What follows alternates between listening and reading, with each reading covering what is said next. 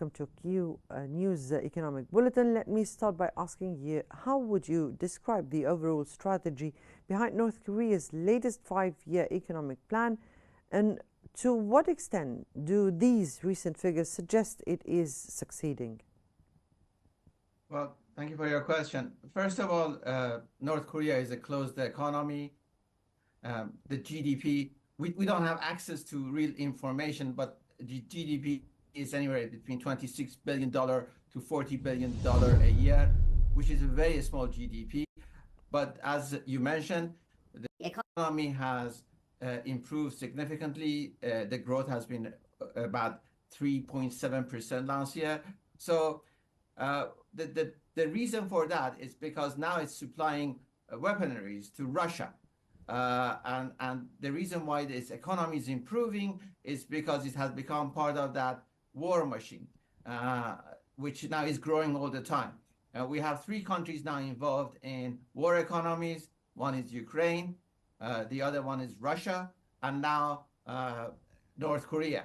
So the question is, who is going to be the next part of this war machine, which is a big danger to the rest of the world, because we really seriously do not want the world economy to be dominated by war economy.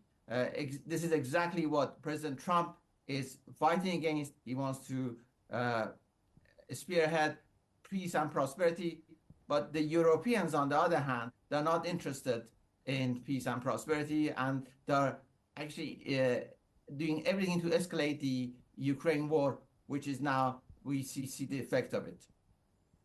Given the significant growth in key sectors like manufacturing and construction, how sustainable is this model in the long term without corresponding growth in other areas like agriculture? Well, there's a huge poverty in North Korea, so any improvement in any sector is welcomed. And they would not care about the cause of it as long as the growth is there. So the idea is that they are helping the war to escalate in Ukraine, and as people know, they've been sending also soldiers there. It just proves that they really want this war economy to expand, because that's the only way they could actually expand their economy. They are not part of the world global trade. So this would be a way of them expanding with total state control, because if they want their economy to grow, they have to open up the economy. They have to become a market economy like South Korea. But this is not what the regime in North Korea wants. They want to have total control, state-controlled economy. And this war in Ukraine, it's a good way for them to expand their economy while they're controlling the country totally. Right. If I may ask you here about the broader geopolitical implication of North Korea's growing economic reliance on Russia, with regard to what you were speaking about and the Ukrainian-Russia or the Russo-Ukrainian war, and how does this affect its relationship with other major powers like China, for instance? Well, thank you for that great question. Trade is a very strong factor. Trade has been, since the humans started talking to each other, they started trading. So you cannot stop trade. We've seen that with sanctions. If you want to stop trade, there are always sanction busters. And also, profitability is very important.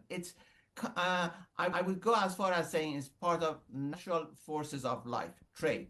So what I'm trying to get is, if North Korea economy is expanding, there would be, by default, partners from other countries who would be supplying to them, whether they would be investing in their industries or supplying goods they could have more production so they could sell more to Russia. That would happen.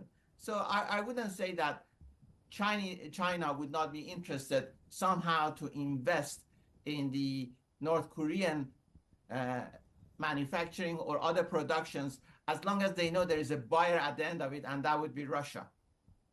Right.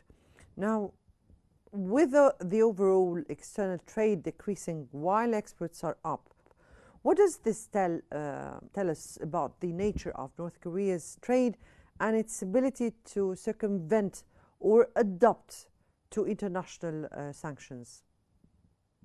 Well, North Korea and South Korea has been a case study about the difference between state-controlled economy, how it would lead to poverty, and how in South Korea, market economy would lead to prosperity.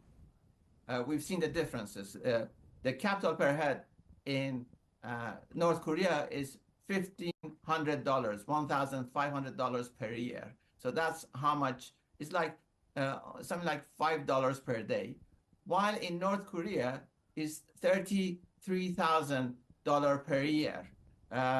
So there's a massive gap. It's like something $100 per day for South Korea and $5 per head in North Korea. So then we go back again. I cannot see North Korea embracing market economy. It's just not there. They don't have the ideology, they don't have the intellectualism, and if they want to do it, they don't know how to do it. So I would say they would just remain a satellite state to Russia, supplying them with weaponry, basic weaponry, and that's it. Right. From London, that was political and economic analyst Mr. Babak Emamian. We thank you so much for your insights.